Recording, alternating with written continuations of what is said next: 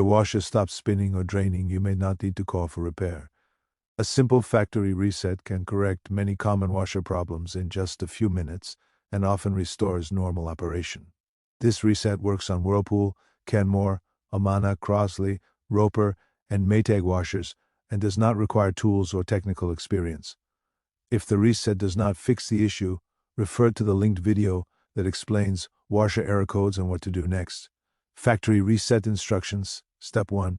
With the washer powered off, rotate the control dial counterclockwise 1 full turn. Step 2.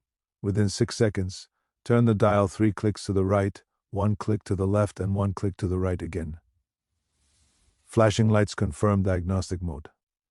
Step 3. While the lights are flashing, turn the dial 4 additional clicks to the right and press start. Step 4. Wait several minutes. If the washer shuts off and the lid unlocks, the reset was successful.